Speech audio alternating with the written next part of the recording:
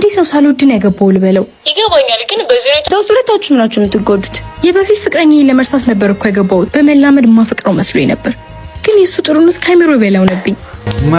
መርዶ መስማት ይሄ ነው። የሚሆነችው ሚስቴን ያገባሁበት አንደኛ ዓመታችን ነው። የምትወጂውን ስጦታ ይዤልሽ መጥቻለሁ። እንዳልሰማው ነው የምነግርህ ነገር አለ። አውቃለሁ፣ ምንም እንዳትነግሪኝ። ይሄን የምልሽ የወንድነት ስሜትን አሸንፌ ነው። ትንሽ ሞክሪ፣ ትንሽ ብቻ። እኔ ጋር ያለው ፍቅር ለሁለታችንም ይበቃል። ለኔ ጥሩ ነህ፣ ግን አላቅም ለምን ማፍቀር እንደከበደኝ። ቃሉን አትጥሩ። ጥሩ ስሜት እንዲሰማሽ የቻልኩትን ሁሉ ሞክራለሁ።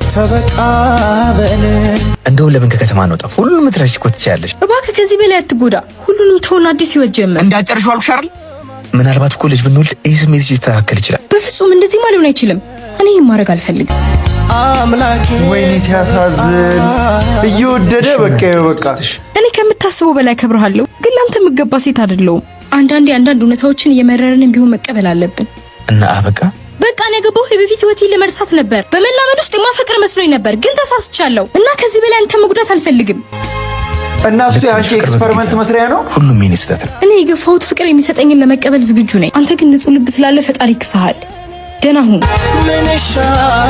ምን አይነት ሰው ናት በእናትህ? ሲያስጠሉ እንደዚህ አይነት ሰዎች ግን የሆነ እሱ አይተዋል። ሰምቶ እንኳን ፍቅር ስላለበትና የሆነ ምንም ኢጎ ስለሌለበት እኮ ነው የእሷ የገፊነት መልስ ራሱ ያልገፋው። መጨረሻ ላይ የተናገረችው ትክክለኛ ነገር ግን ለሱ የሚክሰው ፈጣሪ አለው።